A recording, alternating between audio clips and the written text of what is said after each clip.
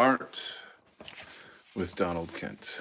So, I've been getting a lot of new followers on Twitter, and I'm trying to drive the traffic over to my YouTube where the action lives. I think I'm going to pop some tunes on real quick here. So, hang tight. Sorry, I'm falling to pieces here. So, yeah, you guys have seen this if you follow my channel, so I'll just show you where we're starting next. So this is page 10. This is a 125-page graphic novel that I have written and am illustrating. But I must put on a little music to procure a nice mood. I've been trying to do something that is okay with YouTube as far as the, what do you call it, the not getting strikes, copyright free stuff. No, that's, commercials are always the bane of my existence. Sorry about that. Hang in there with me. I'll be with you shortly. I guess probably just gonna go for some like background chill jazz. Only because I know it's essentially copyright free. Or if not, could be some classical. Very sorry, I should have had this hooked up before I started, but there we go. Just something nice and comfy for the background while we work. Okay, so very good. So let's get our tools in order here. We're gonna get this story off the ground here. So I guess there's always a bit of frustration with having to have a full-time job and do this on the side. For quite a long time, I was a freelancer. I just did freelance art. I kind of, sort of farmed out my skills to other people for money, and I did quite well at that for years, many, many years. And I'm very proud of it. It's all good. But I have my own ideas, my own visions, and I've been wanting to put together my own graphic novel for ages. I've written a whole bunch of scripts as well. It's interesting how, well, for me anyway, the stories that I write are usually timed with current events, I guess, things that are happening in the world. And this story is no different. It's tough though, because it's starting off where kind of a Trump populist MAGA patriot theme to it, and I don't, how do I do this? You gotta kind of sell a book, by telling people what's it about. I can't keep it secret, but I can't give away too much. So is it a MAGA book or not? Is it a patriot book or not? And if you know what my patriotism is, the answer would be yes.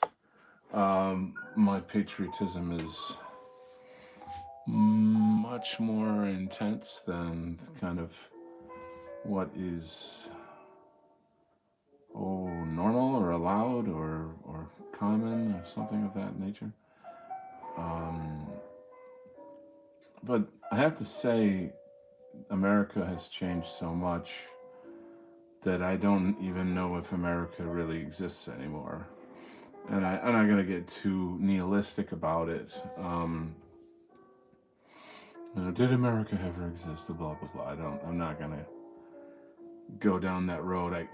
But of course there's so much that we have been lied about or lied to about. And one,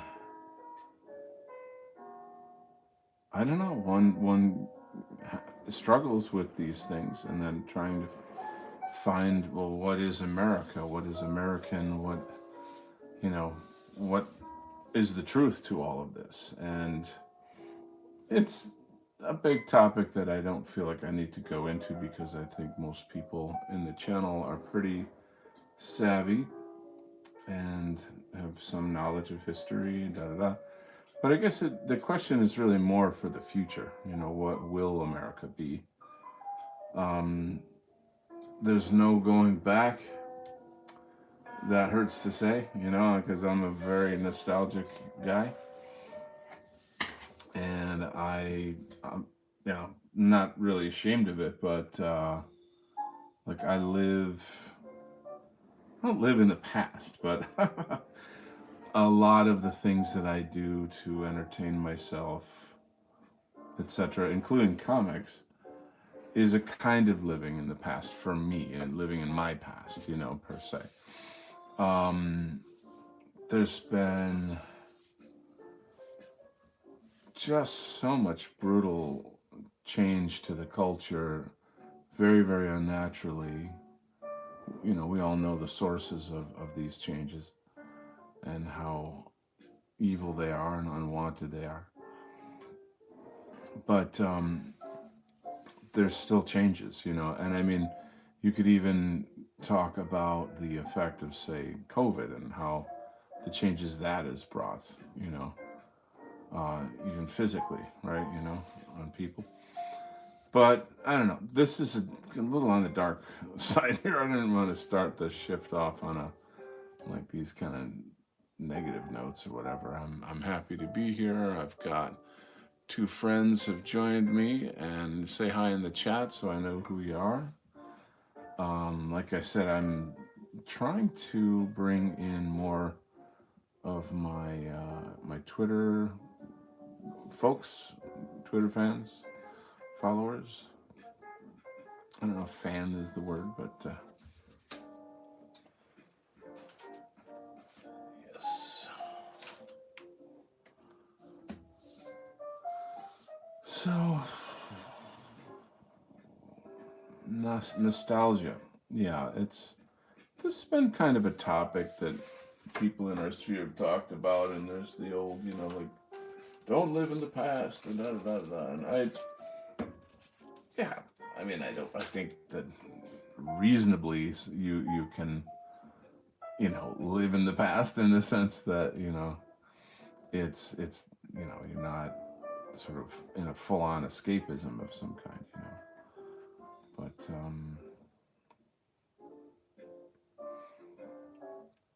so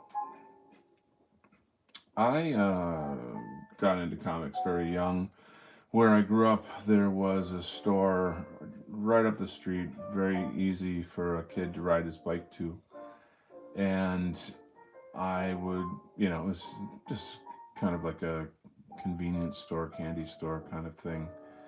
And I would go there, and it wasn't just one, there was actually two right up the street. They were maybe a block from each other. And excuse me, so you, as a kid, what do? You got 25 cents, you go up to the store, you get some candy, you know, and or whatever it is. I don't know how much money it was, but you know, you see these comics on the shelf or whatever, and they're just boom, they're super eye catching. It's just wicked cool. So you got to thumb through them and see what it is that's going on, da da da, and next thing you know, you're super hooked. And a lot of my buddies were into it too, so it wasn't like, you know, it was just me out there like the lone nerd or some kind of thing. We all got comics, and we would share, not share like borrow each other's comics, but you know, we'd get together, and you know, so and so would be like, oh, check out the one I got, and this and that, and you know, we'd sort of learn about the characters, and the story plots, all this and that and the other thing.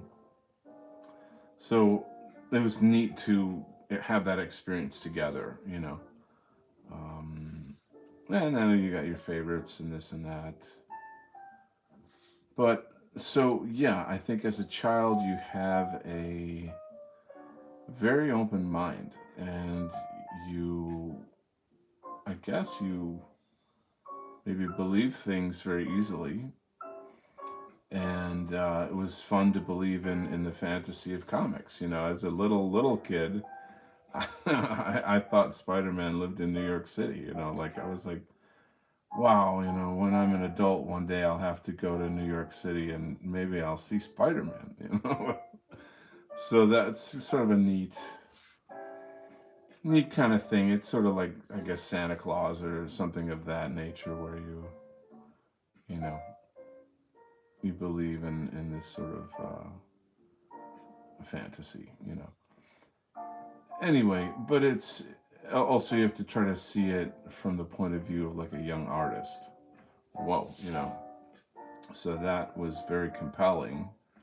Um, Damn near impossible to, you know, be able to draw like adults when you're a kid. So there's a real, I don't know, it's just this kind of passion for like, oh my god, I want this so bad. I want to be able to draw like this so bad. Um, you know, you copy the art, you get some tracing paper or this and that, and you get some markers or something or other, and you're on your way. You know, they say that all children draw, but when you know they reach a certain age, they generally quit, and like the goal is to sort of get them to not quit at that set age, you know, which is roughly adolescence.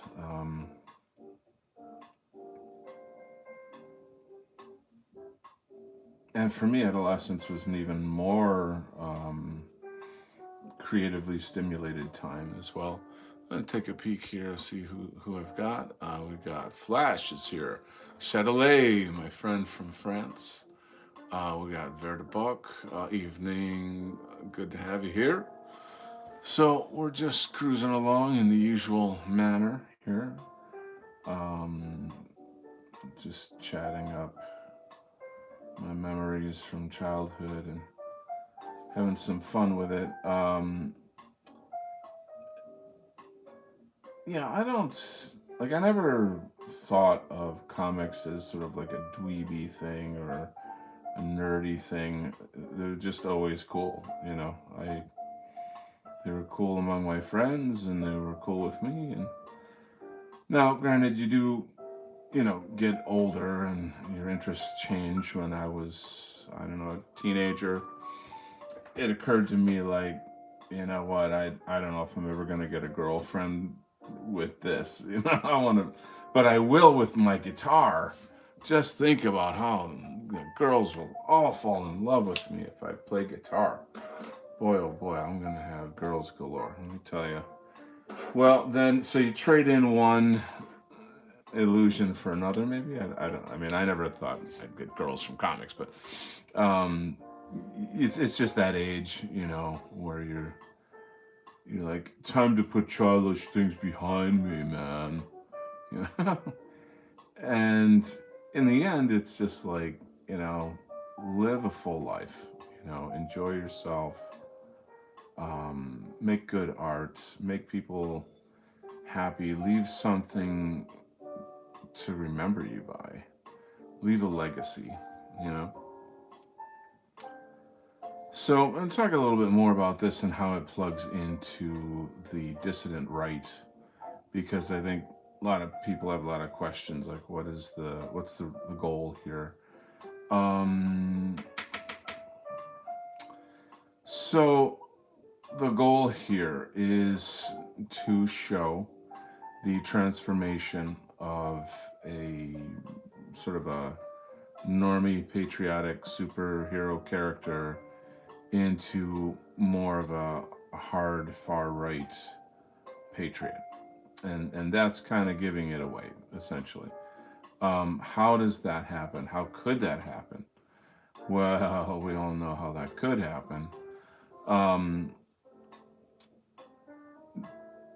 that's another topic. I guess the key thing here is really about transformation. Um, and in a sense, it's meant to reflect the transformation of everybody in our sphere that went from the kind of like 2016 Kekistan meme war Trump phase to what.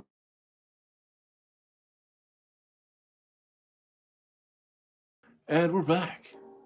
All right, let's see if there's any conversation going on here. No, you guys are just hanging. All right, that's fine. Keeping a low pro. So we in the dissident right, if you I always really don't care for that term, but for lack of a better term, I wouldn't say that I was always in. I wasn't always in the dissident right. I didn't even really know of the term up until a certain point. Like as soon as race became the central issue of politics for me, then it was like, okay, here's your dissident right card. Welcome to the ghetto. Where nobody in the whole political spectrum will attempt to talk to you because you're demonized. They're afraid of you. Essentially, they don't want to be proven wrong. They don't want to lose a debate against someone like us. And I feel that's quite true. I really feel like this is a thing. Um, I think you guys could share your thoughts on the topic with me. Like, I mean, obviously the Jays don't want us in the mainstream discourse, but beautifully, this is a topic that keeps coming out more and more and more. There was something I put on Twitter today saying, why do you have to always talk about the Jays? Can't you talk about something else? That's so pathetic, It's just, I don't know. There's a certain level of, I don't know, like surrealness. What's the word for surrealness? Tell me what the damn word is for that. Like this kind of dystopian reality that we live in where everything, and everything is, once you know what's going on, everything is super super obvious.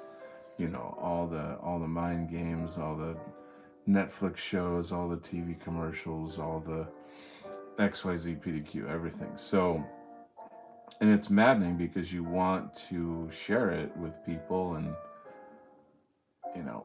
they're still groping in the dark. Like, well, what could it be?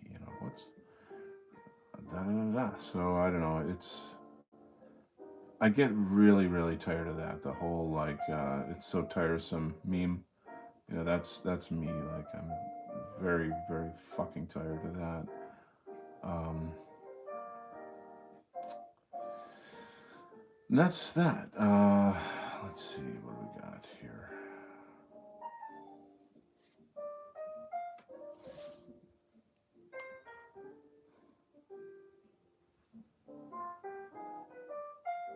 I mean, I guess I'm like tired to the point where I'm really kind of feeling like, is there any sense in me talking about it, or kind of engaging this topic? Because it's gonna happen or it's not. Like people are going to see through, the veil, or they're not. And I really feel that they are, and that time is coming. I don't know if I can say our time is coming, but that is happening as we speak, right?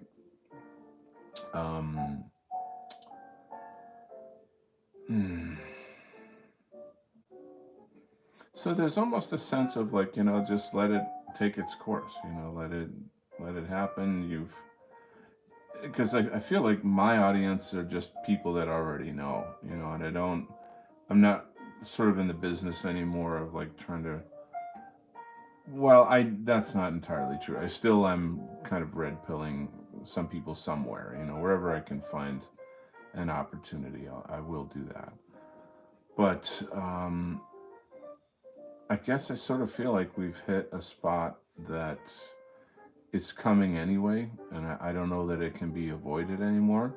I think that the more they create laws, the more that they try to stifle people calling out the truth, that the more they're drawing attention to it.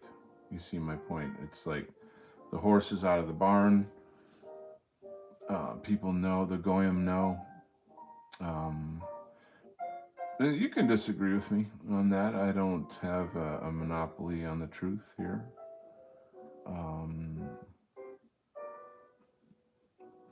and I always feel like there's sort of a, what's the word, like a echo chamber that we're in. Where like I've found so many new friends on Twitter recently because of all their comments against the ADL. So I was like, oh, look, a friend. Like, oh, nice, I can make a new friend here. And I've been making a lot of new friends, because we all know who the enemy is, and so it's been neat. It's been kind of cool, to be able to create friendships through this. That's pretty nice.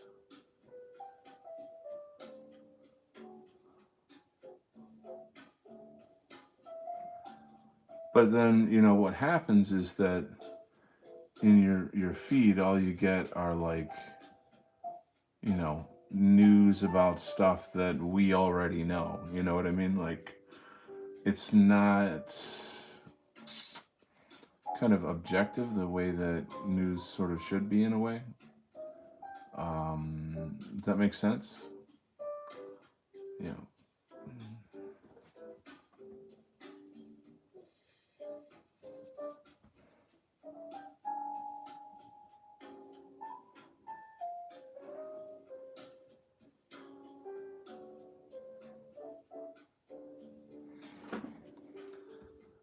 And of course, there's still quite a lot of, I think, important philosophical questions in our sphere. That's very esoteric, and I don't feel like it's actually accomplishing things on like a political level, but more on an important social, emotional, spiritual level. I do find the kind of spiritual, philosophical community within the dissident right is one of the best communities ever or anywhere. I mean, I've hopped around, I've floated around a lot of different places online with different people that have different belief systems, etc. And most of them are, especially people who are kind of seeking truth or into things of that nature, esoteric nature, etc. They tend to be very hippy dippy, and I come along and I'll like, J pill them on a topic and watch them just like have a total meltdown, like you're not supposed to say that. It's not part of the narrative. Um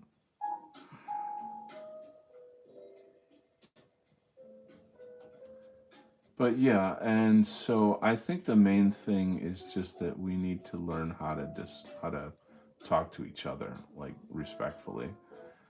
And then also to kind of know when to give up. Like there's just topics that are never gonna, they're not ever gonna, what's the word, we're not gonna agree on them, you know what I'm saying? And I always say like our enemy is in front of us, not next to us. So if you're spending all this time pushing down your, your neighbor, brother, sister, whatever, are you really helping? You know what I mean? Yeah. And I can already hear the answers in my head from certain people that have, like, huge disagreements or beefs about this or that. Um, I don't know. I guess I just sort of feel like you do you.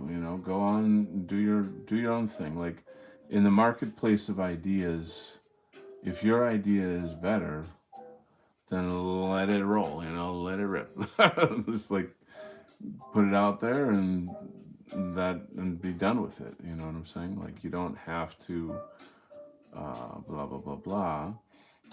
It's nice when you can find people that are intelligent and mature enough to talk about these set ideas. um, I feel like I'm extremely fortunate to know quite a lot of, like, really brilliant dudes, and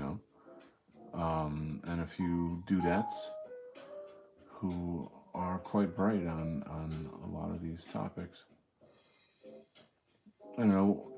Every time I'm on my show, I think I'm gonna have a different mood or a different theme, because it's life. It's this is what's shaking, this is what's going down, and this is how I'm processing it. So it's kind of the show. But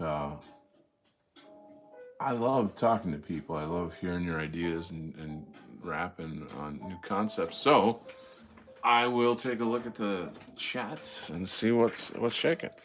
Um, my buddy from down under, Port Film Co-op, is here. We need to consolidate and get bigger to have bigger spaces that compete with the mainstream. We do need more art discussion in our social media clicks. Not always about the political angle, but as you say, the emotional and aesthetic levels. Absolutely. This is an ongoing thing. How to create community IRL, how to do all of that stuff. And there's stuff going on out there which is pretty cool. There's the American Kulaks, there's uh, NJP, uh, there's Patriot Front, um, there's like a female version of NJP. I forget, Evergreen, I think it's called. I'm not a girl, so I don't know that I would be like allowed in the club, but I really would love to learn more about that. Um, I think that's like essential and really important. I recently was looking at some data on British fascism, and they're basically saying how, like, the female members were the most, like, vehement. They were the most you know passionate about the ideas, and that struck me. I was like, wow, that's there you go. There's a force right there, to work on, to harness in some way. As many of you know, I'm working on my own IRL stuff. My thing particularly is dealing with normies, so I don't know, like, how that's gonna go per se. I feel as if, like, I can feel it out, and I'm still helping them, but it's not like explicitly a racial thing. Um, we'll see though.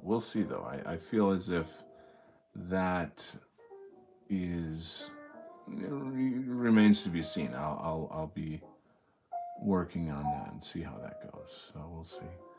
Um, yeah, I've been involved in the art discussion for quite a while now. Good, 3 years or more. Um, as such, I feel as if I pretty much have a a pretty decent handle on it. Um, I don't know if I'm able or allowed to talk about this, but there's someone in the White Art Collective that started a new group. I'll just be vague, and I'm sure it's probably okay to talk about, but I'll just be vague to be on the safe side. So this person created a new group of artists, and the art scene is being flooded right now with a lot of new creators. It's freaking awesome. I actually want to have them on this show to show their work, blah blah blah, talk about what they're doing, yada yada. I happen to be like a moderator in the group, this, that, and something, something. So it's pretty neat to see all the work come in. So where am I going with this? Well,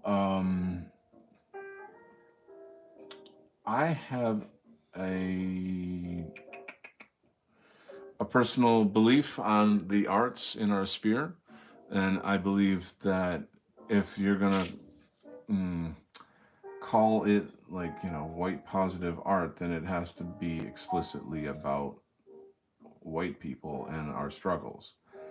And there is a counterpoint to that that says no.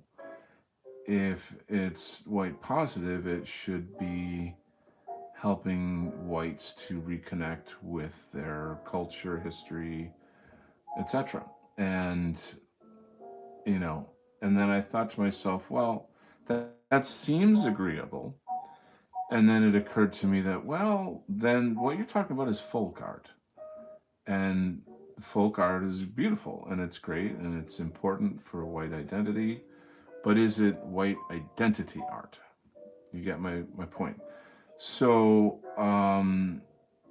if people were to follow my philosophy on this topic, the art movement would be less than half of what it is now. And so I certainly don't want to lose people or turn people away or any of that. I'm not being negative towards any of these people.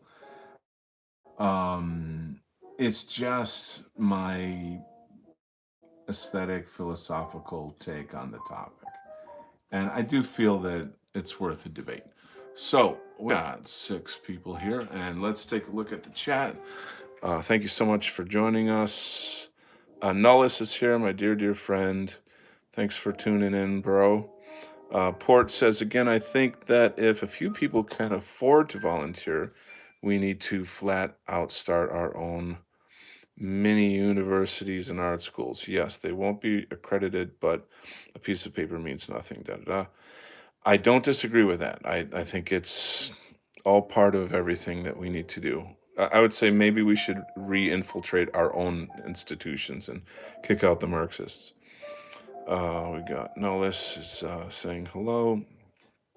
Port says once you build a tiny institution like that, you pump out artists that haven't been paused. Yes. Um, yeah. Um, Dan, sorry, Brent Danger of School of the West is a guy who has created a site, schoolofthewest.world, that is homeschooling white positive content. You can look up School of the West .world. Check out his stuff. He's been on my show. He's a good friend, very funny guy, very bright, intelligent dude. I just have nothing bad to say about him. He's a wonderful guy. And he's doing that on his own, kind of like in his own way. He is a teacher. He's got teaching background, and he does teach the course. So like he actually has students, homeschool students that plug in at whatever time of day, and they go through the curriculum. So it's legit. Universities and the like that's quite a much larger endeavor. I'm obviously not against it in any way, right? But I guess I sort of kind of feel like, well, why don't we take back the institutions that we have now? Could we do that? Um, what would it take to do that? That's actually a pretty neat concept right there. In terms of like, you know, getting into you'd essentially have to pretend that you're a leftist and then like climb the ladder of success inside the college. And then once you get to a position of power, then you kind of you spring it, like you hire your buddies, you turn the tables, you know what I'm saying? So that would be a glorious thing to see. When I went back to college for teaching art, getting a teaching certificate for high school, etc. Worst decision of my life. I can remember I had been out of the college loop for a good long time, and I didn't know how paused it had become, how feminist it had become, quite specifically.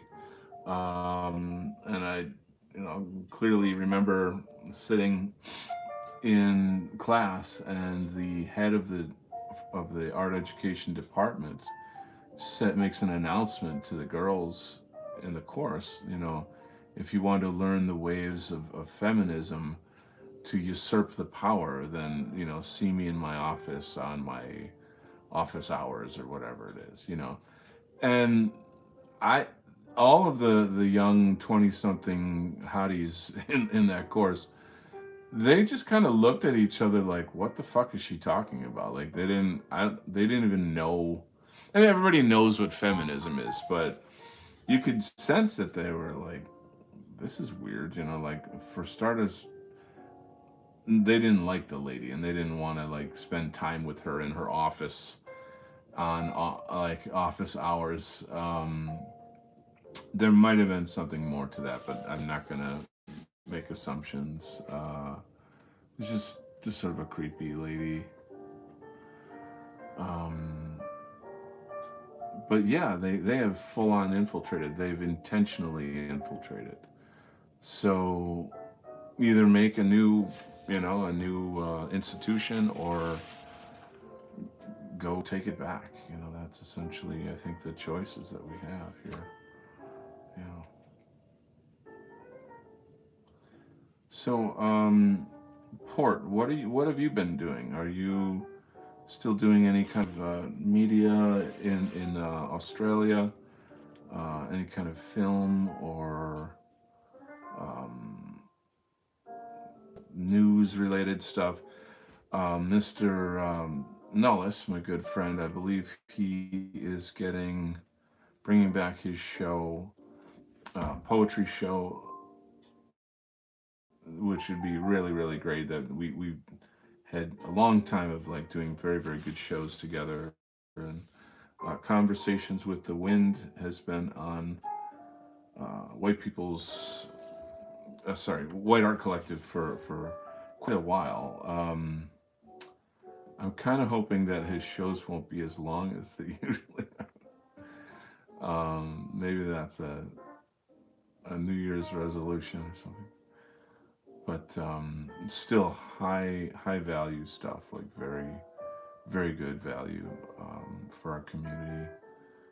Um, I don't even think I really belong in a lot of those conversations, because there's some big brain stuff in there. And if you've got like a Spencer Quinn on the show, Tyler Hamilton, you know, Joel Davis, whatever, like that's great. And I'd really just kind of rather listen. I feel like I have an informed opinion on things, but I'm not like a scholar like these guys. I think maybe it's just I do bring something to it in terms of like my authentic art background. Perhaps that has some element there. So let's take a look again at some chatty chats and see what the hell you guys are talking about. Hopefully, you're not saying bad things about me. Because I'm made out of eggshells. No. Greetings. Let's see. Hey, no list. Once you build 10, yes, it's coming. I promise. It's good. The long show is a staple. Yes, it is. It's the style. It's actually Conversations with the Wind is a test of your podcast endurance. How long can you go?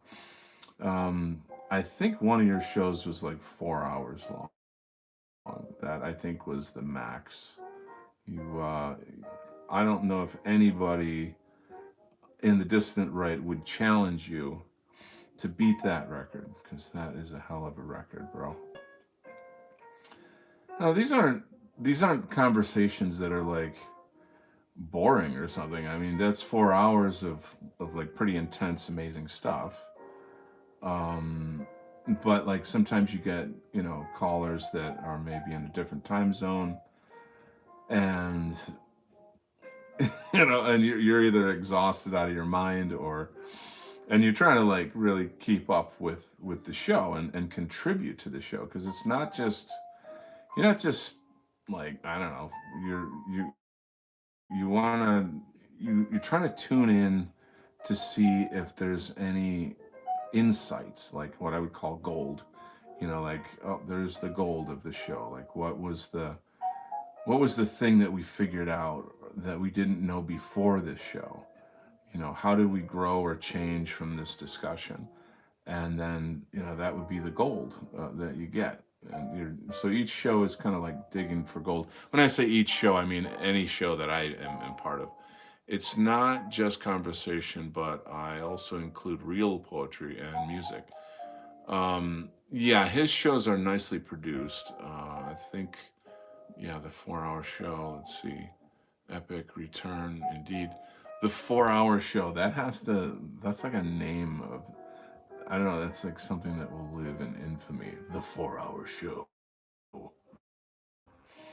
Um, but yeah, the topics are great. The guests are great. For me, one of the most fun shows that we did was on Irish poetry. And so, of course, we had the amazing and powerful, almighty Jack White on the show. Um, from Northern Ireland, and I can't remember the lady's name. A lovely lass, um, darling accent that she had. She brought so much to the show as well. For me, my biggest moment in the show was not like the great Irish poetry and all that, but was me doing an Irish accent for those two guests and like and them liking it. I mean, Jack is always gonna like tear you. He'll be like, "Oh, I'm gonna give you me a shillelagh. It's better watch out there, laddie."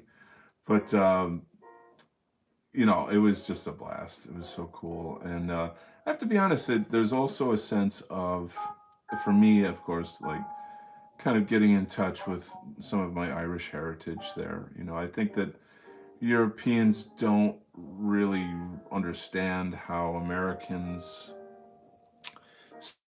seem to need, and maybe Canadians and Australians seem to need to connect with these things in authentic ways.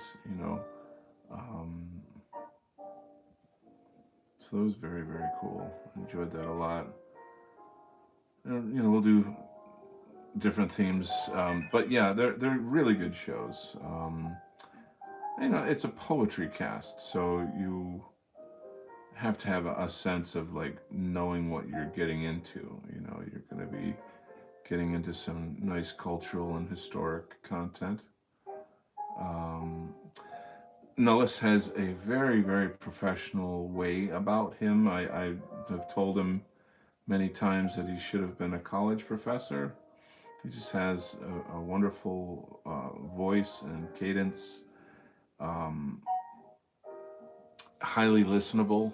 It's very comforting, and I guess it's just the 4 hour stuff that we gotta we gotta fix. No, I don't tell people how to run their shows. That's not my prerogative. Um, all I would ever do is just for suggestions to help. That's the only kind of thinking that I would have. Um, so I co-hosted a lot of those. I am in a whole other place in my life right now, so I'm not super sure what my availability would be because those shows take time to prepare. Um, and I really wouldn't ever want to do something in like a shoddy way. I'd want to do a good job. So, wow, Nullis is knocking it out of the park here in the chat. Epic return, yes. Da-da-da, conversation, but I also include Laura Musica. Okay, yeah, she was the Irish lady there on the show. What's ever happened to Laura? What has she been doing? It's all good, Donald. I know the shows are very long. Okay, cool. So yeah, that was like a really nice period in WAC. Where a bunch of us were doing shows. Um, there was a lot of good energy in the air. Not that there isn't now, but I feel like a lot of us have kind of broken off to do our own projects, which is probably the natural order of things. That like we're doing shows and having fun, and then you're artists, right? You got to make art, right? You got to do your thing, whatever that is. If it's film or this or that, music, comics. Um,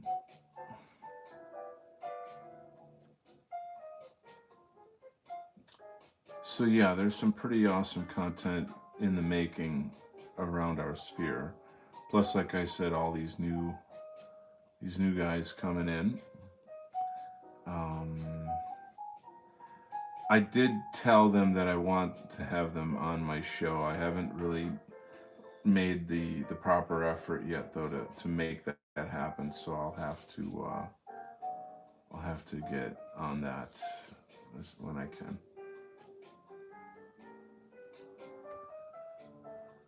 Hmm.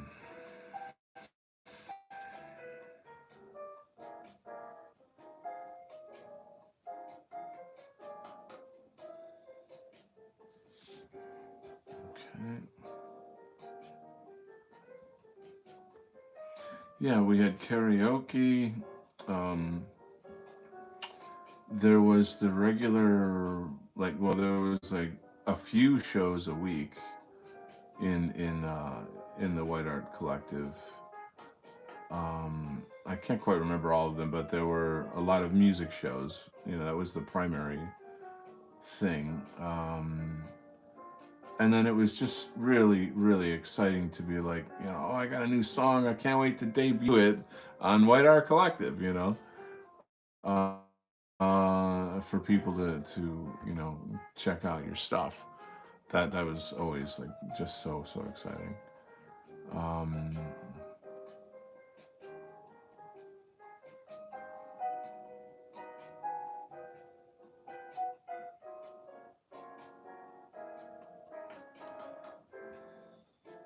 I remember there was one show that Hyreth used to have that was like an unplugged um, acoustic, not necessarily acoustic, but a show where it's just you playing your music live. And I did one of those with her. Um, that was pretty neat. I mean, and that you're performing live, so you know you cannot make mistakes. You have to rehearse, and get all your stuff together for that. And but then, like I said, also the what do you call it? The karaoke was so cool. I did. I Rick rolled everybody. I did like what's that name of that song? Never gonna give you up or something. And I mean, I guess I'm kind of a serious sort of character, so for me to do that, I don't know. I thought it was funny. So it's somewhere in the historic analog of the White Art Collective shows. It's somewhere in there. I don't know where, but it was good fun. And let's see what else. In China, they call it lick lock. Yeah, there you go. There you go. I see we got somebody new in the chat. Let's see who's here. Or no? Oh, Vardabach is here. Okay. So you guys are chatting away. It's cool. Let's see. I wonder if is Flash still with us? I don't know. It's pretty late in France right now, so I would maybe not expect him to be here.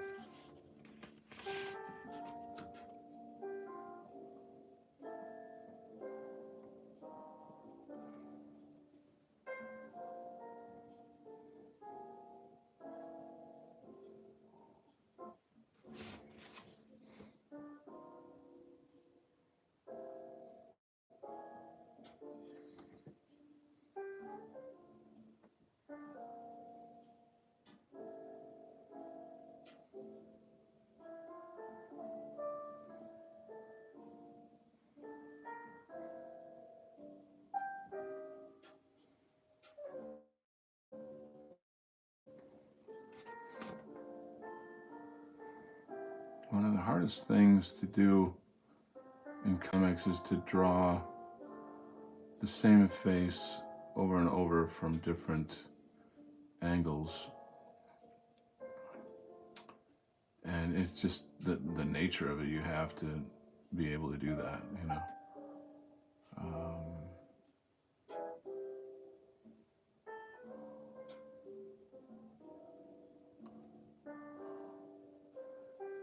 So I always try to find somewhat, what's the word? Like features that are unique or noticeable. That's not really the word I'm looking for, but characteristic traits, I suppose. I don't know. Like this guy's got big bushy eyebrows. Every time you see him, you're gonna notice that, for example. This dude is actually one of the major villains in the story that you don't quite find out until later, after you've learned to trust him. But anyway, where am I going with this? He's pretty dweeby, he's not, in a sense, he envies the superheroes, he wish he had that kind of power, but he has different kinds of power.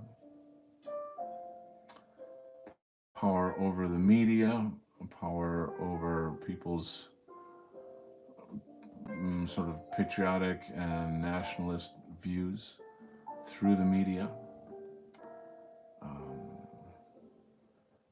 I think a lot of us know that there is controlled opposition out there, and that's essentially what this guy's role is in the story, But to just sort of out and say that, like straight out of the gate or whatever, I think is too on the nose, as they say. It lacks, I don't know, storycraft. So I really want the audience to kind of think that he's a trustworthy character, and feel like, oh yeah, this guy's in our corner. He's our greatest ally.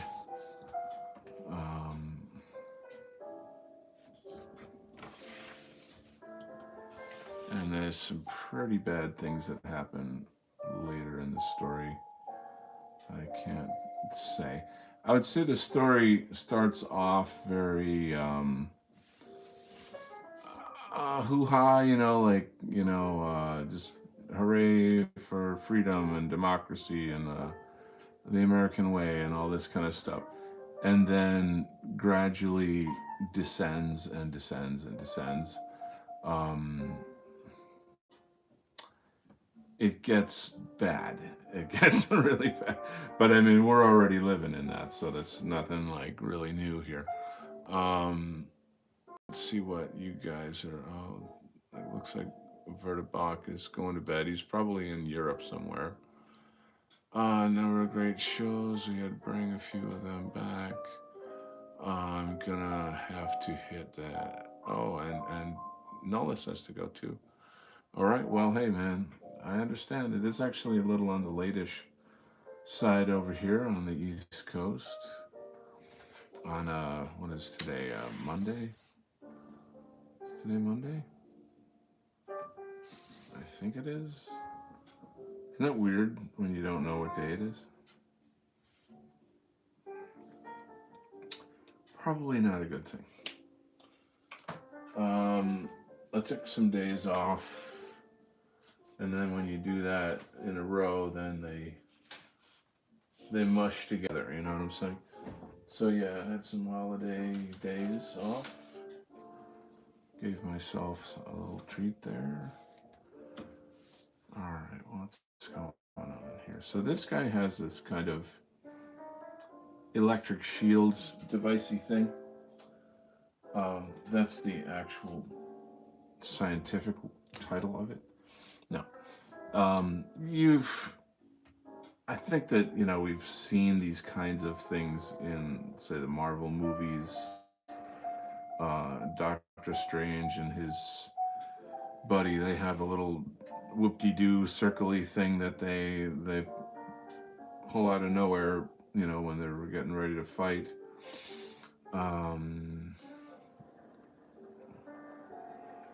I think some of the girls from, what do you call it, Wakanda might have these sorts of like laser shields, I guess you could call them. So it's not an idea that doesn't exist in the sort of comic book world. I think the point of it here is that this guy is so strong that I feel like he needs a weakness of some kind. Like, he's not impervious to bullets. He has to have some kind of a shield that will protect him. He can duplicate himself. This is sort of like an X-Men type power.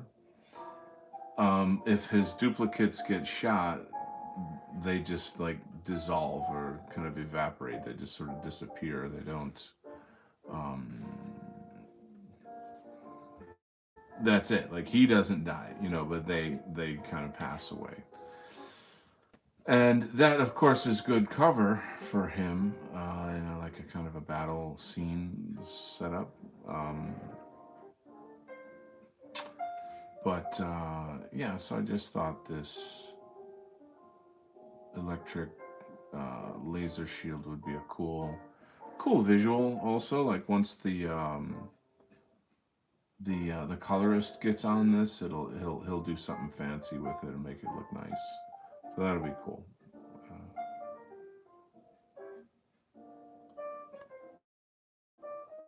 Let's see what we got here.